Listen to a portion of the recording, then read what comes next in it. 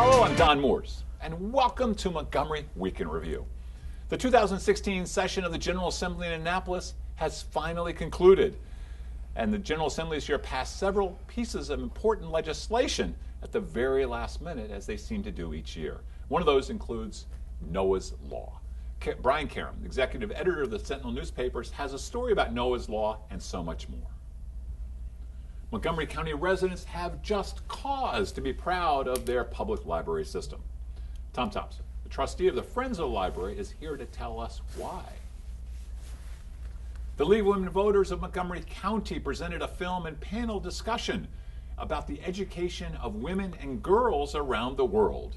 Elaine Apter from the League has this story, as well as she's going to show us a copy of the new voter's guide that should be in everybody's mailboxes just in time for the upcoming primary election.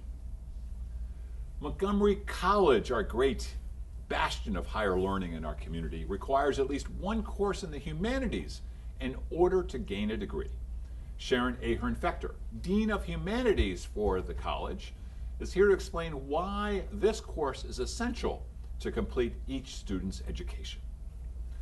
Brian, we'll be good to see you, Don. Here. We are here. We're here. We'll be right back. We're not going to be back. We're here. We're right here. General Assembly. Yes. It's just amazing that as it builds to this crescendo.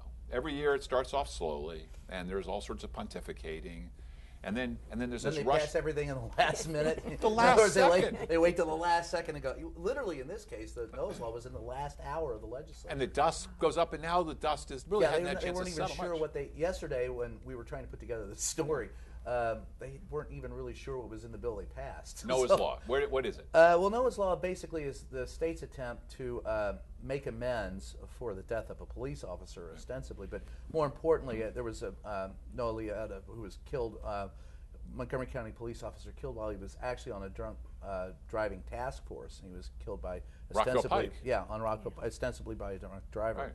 And so it's named after him. And of course, the big statement from his family and from the police is after this passed was like he's still on the job. And so it did create a very high profile for this issue that has been ongoing in the state for many years, and that is our lax attitude towards drunk driving in the state. So we won't go into Delegate Chairman Valerio in this. We won't even mention his name here. We won't mention the fact that Valerio has kept people from, for years, and that he's the biggest problem in the state. No, we won't mention that. But he is. But he really is. But we're looking at why are you electing this guy? But ignition lock, well, that's Prince George's County, Anne Arundel County. That's far away. I'd like to ask him. Ignition locks for those who the interlock system is now.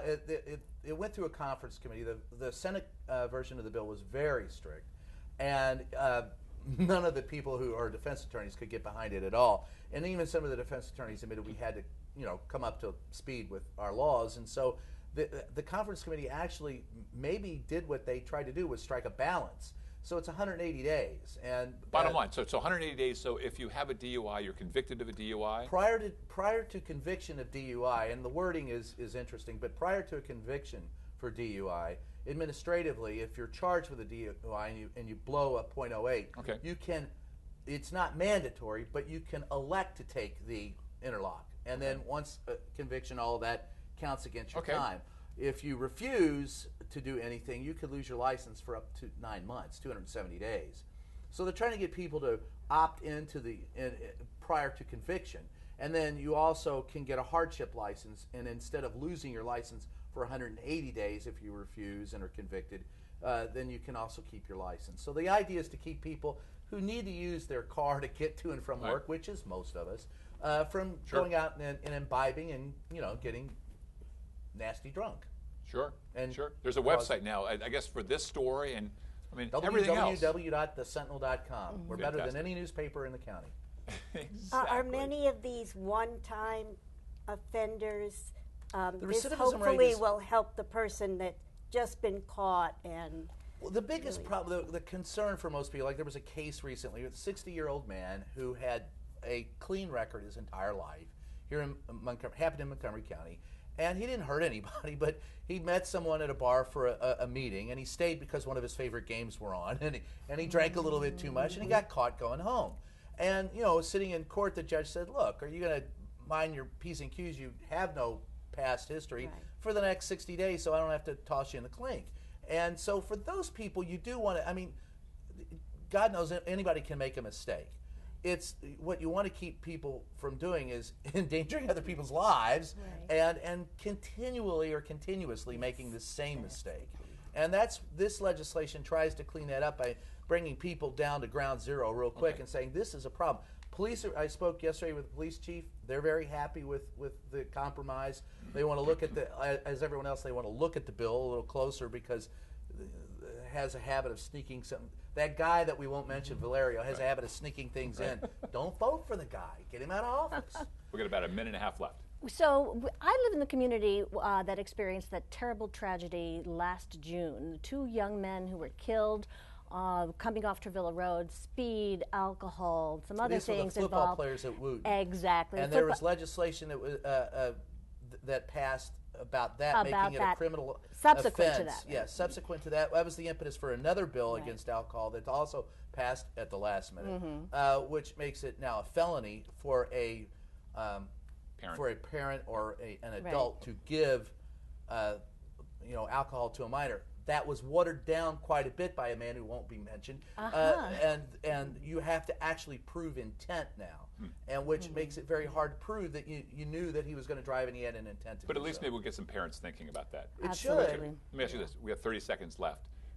In the politics issue, it's amazing to me right now. The White House has come out in the Senate race in Maryland. We've got.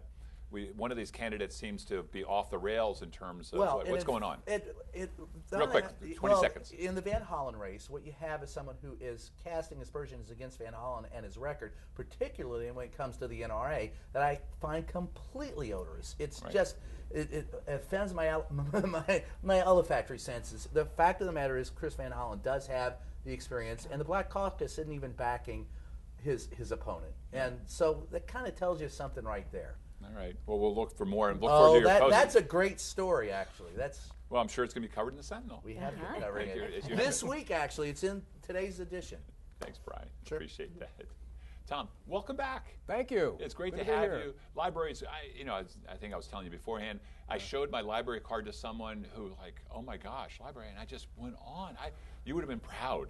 I wish we'd had Friends of Library could have covered my thing, as I just let this person have it about how they don't appreciate libraries. I'm going to tell that story again and again and again. Thanks for having me. Yeah. So tell me, what's going on? There's a lot of really great things going on for the Montgomery County Public Library System. Just to remind you, the Friends of the Library, we're a not-for-profit organization whose mission is to support the public library system through raising money to help fund programs and to raise public awareness about services. We're very, very happy and proud to be able to support the library and some major strategic initiatives they've undertaken over the last couple years, particularly in areas, for example, of increasing student interest in science. They have at some branches these STEM centers, Fantastic. which are all designed with. Now, STEM. We're not talking about leaf stems. We're talking about what STEM? We're talking about science, technology, science and technology, engineering, and so math. forth. Yeah, and the whole idea is to excite young people to look at science as being something not only as interest, potentially as a career opportunity. Ignite them then as a kid. Yes. As a young, they're going to be continuing. They're going to see this as relevance through their education. And, absolutely. And absolutely. it begins at the library. And we have what's called the Go Kits, which is this backpack which has in it an iPad with apps on it that are also science-related, books, and tips for parents about how to use all this technology to help their kids to learn more about science. It's really, really exciting. It's good stuff. Now, I have to help our viewers learn more about the Friends of the Library. I think there's a phone number that's coming up where people can call and absolutely. They should feel free to call. We were happy to provide information about what these programs are all about, and also about the Friends of the Library and how they can become more involved as a volunteer or as a member. I believe the great Elaine Apter might have a question. Yeah, She may indeed. You have this wonderful bookstore, and the Wheaton Library is closed. Yes. Where is this bookstore going? Because I know a lot of us take advantage of it. Well, me included. We're very excited that the bookstore is being moved temporarily to Silver Spring, and it's going to be located at a place we all know and love, which was the old Silver Spring Library building. That's going to be reconditioned so that we can have our bookstore in there. There may be other organizations in there as well, but we're very excited about that, and we hope to get that going sometime in the near future. So that's all very exciting. A couple other things I'd just like to mention just off the top as well is that there's been a couple refresh programs on some of the existing branch libraries that have, repainted, did some delayed maintenance and so forth. For example, the Kensington Park Library just reopened. Yes. Yes, it did. And the Twin Brooks about 1 month ago, and of course, the new Silver Spring Library was opened earlier this year. What an exquisite place. My God. My office is 2 blocks from there. Yeah. Oh, it's wonderful. And I think about the Kensington Park Library. I was living in Kensington at the time when the decision was made by the county to close it 20 years ago. And the response from the community lifting up and saying, no, it cannot be closed. And that's been one of the most successful libraries around. It serves such an important part of our community that was being underserved if that library wasn't open. The library is an institution, it's a community institution, and you see people stepping up to the plate to talk about that and to advocate for it and to raise issues with respect to the types of services it provides and so forth through the community. We're distributed in the library, so we're a big fan. But the problem I always have, and the thing that I really like that libraries do, is over and over again we hear how the printed word isn't valuable anymore, and that everything is online, and interaction and physically holding something in your hand. People don't understand that tactile response unless they actually undergo it. So the libraries are not only very valuable, but they've kind of merged with the 21st century quite well. So every time, and we hear it often, and I don't know if you do, but why are we putting money in libraries? Why the hell are we doing that? Yeah. Well, make the cause. I think the libraries have been really responding to the changes that we're seeing in technology and certainly people's interests in what they need. The libraries, all of them today, all have the technology to provide computers, internet, books, media of all kinds online, access to internet for people who don't have access to internet, for example, who want to come to the libraries to find out about jobs. We have the Dean of Humanities from Montgomery College. I need to ask a question and go over. Are books good? Books are wonderful. They are the best thing ever, but I also want to talk about librarians, all right? That as a profession, and as well, that has changed dramatically. Our librarians are technologists as well. Very well versed, wonderful instructional support, and 30 seconds I left. believe it's exactly the same case in the public libraries. I'll tell you, but the biggest thing that you guys do, I have people that come to me and go, I learned a language, English, from the library. Now how can you ever dismiss a library after that? Libraries are learning centers. They're places for people to go to collaborate. They become community centers and institutions that are really helping communities to grow and develop. It's amazing, and we're very proud of them. And we're very proud of you. Thank you, sir. Right. And friends of the library and everything else. We'll be right back after these messages.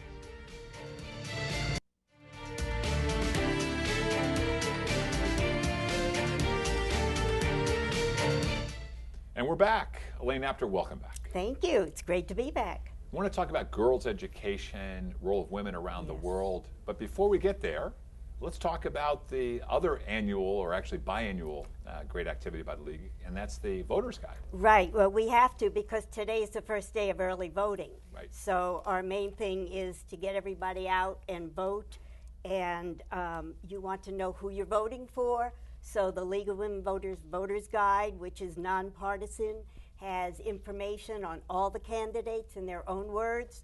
You can pick it up at your local library. Right. They're distributed senior centers. You can get in touch with the League office and get a copy. They should be in the Sentinel. You did mention about mailing. We can't afford to mail it to everyone, but if you're a member of the League, you get it. Or we got a grant to send it out to newly registered voters in the county. So that was something. But the rest of the population can get it. I read it. I read it from, as I do every 2 years. From front page to back cover. Fascinating. It is fascinating. And it's very interesting, especially when looking at some of the more conservative and some of the more liberal candidates on and you give the same question across the board to Republicans, Democrats, and to see that breadth of diverse opinion on these is amazing. Now, Voters Guide, and you, as League of Women Voters, you want everybody to go out and vote, because voting is good. Most definitely. Knowledge is good, voting is good. Do 3 ways: by mail, absentee, early voting for the next 10 days, and of course April 26th at your precinct on Election Day. All right. Vote early, vote often. Let's go. That's not the League of Women Voters. Don't vote it's outside of Chicago, baby. All right. So let's go to this great event. You guys, you have an annual event, and it's. We missed you. Well, I've been honored to be asked to participate in the past year. Sorry, conflict, but tell us about what happened. Okay, it's usually Sunday at the movies, and this year the movie was Girl Rising, about girls' education around the world. The movie had girls from 9 countries to tell their stories.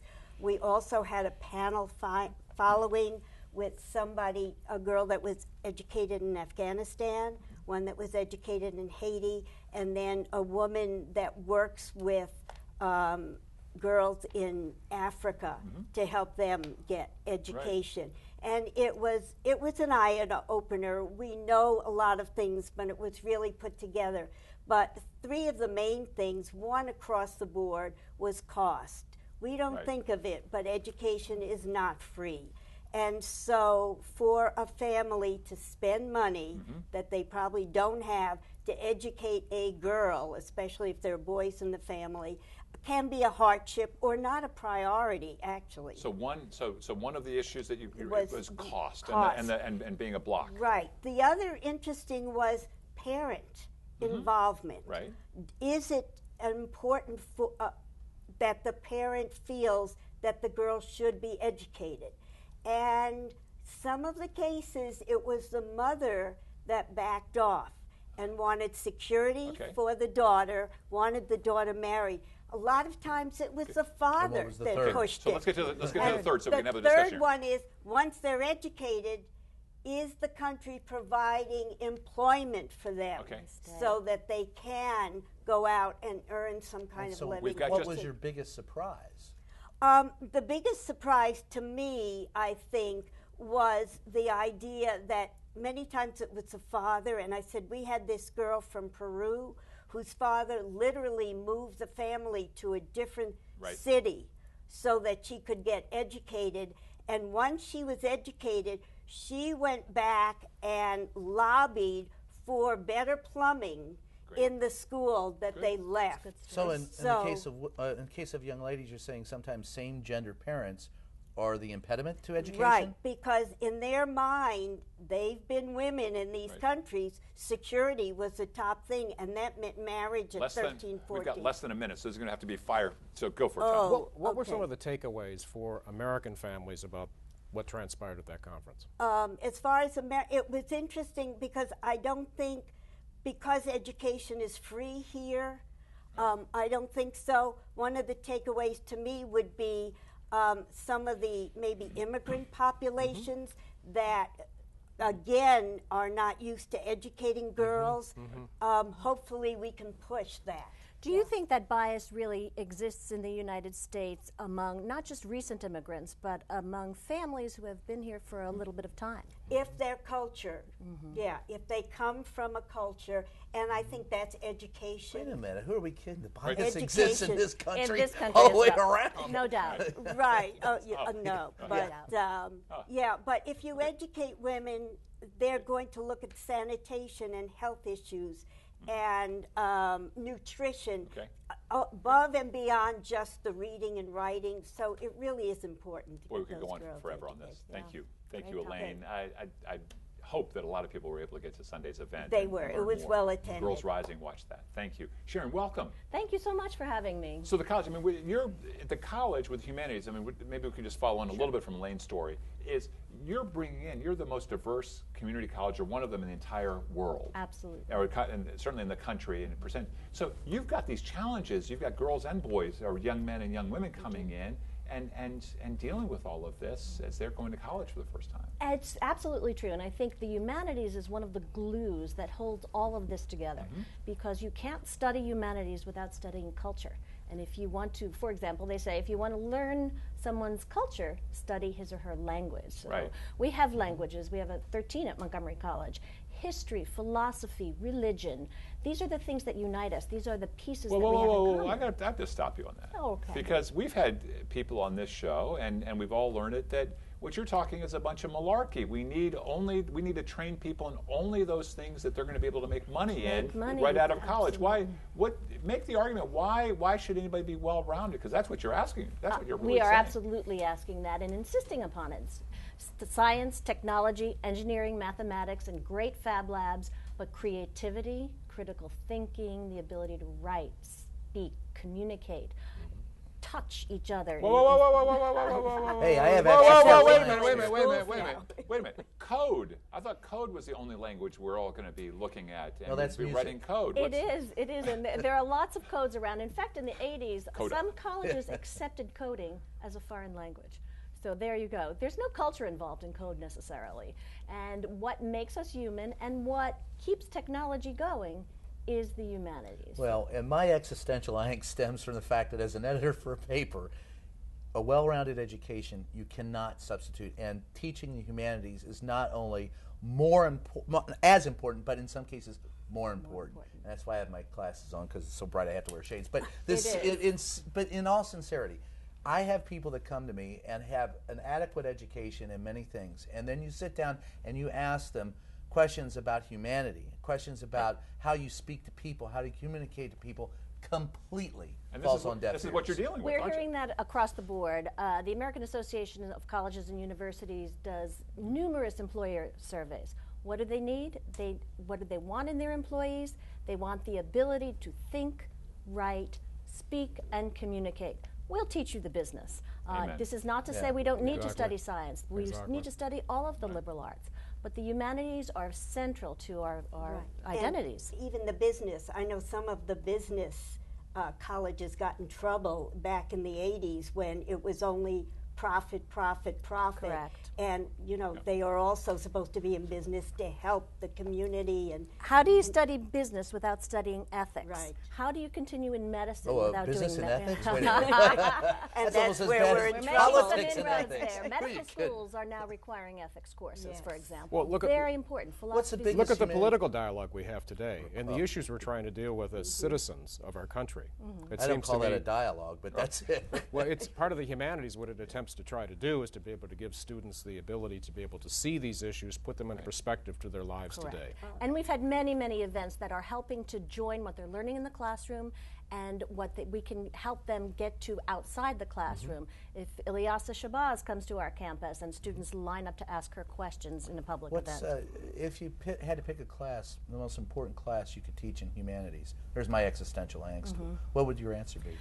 Full disclosure, my field is world languages, Spanish, in fact. I would teach Estudiaba Spanish, español. but the truth is, I think we need them all. We need them all. I can't pick one single class, but students can pick a single class in the humanities that turned them around, that turned them on to whatever subject it was and want to expand. That's my class. My question with the single class: is there any push for more than one humanities class as something that everybody As a requirement? needs as a requirement? As a requirement. I personally would love to see this. We go with state requirements. The Maryland Higher Education Commission sets those. And right now, there is only one required. Our need to get students to complete, etc. We have not gone beyond that at the college, and unfortunately, we're not able to. How many different courses do you teach at the college? We teach approximately 175 different humanities courses, but And remember, they have to pick one. They have to. Well, they could At pick least one. and then go on at Right. an upper level. For example, if you pick a language, you would continue. 30 to study. seconds left. But you mentioned before you bring speakers in, which to me seems to me in a college campus that's extremely important to bring is. diverse voices in on issues and so forth to be able to expose students to different perspectives to help them to enlarge their view of the world. Absolutely. The co-curricular and the curricular, the 10 classroom, seconds. and what happens outside the classroom have to be united. And students gain so much from that. It's experiential Final learning. word. Final word, Sharon. Thank you very much. That's Thank you. all the time we've got. Thanks so much for being here. Thank you and the viewing audience for being with us for this week's edition of Montgomery Week in Review. I'm Don Mooers. I welcome you to come back next week at this very same time.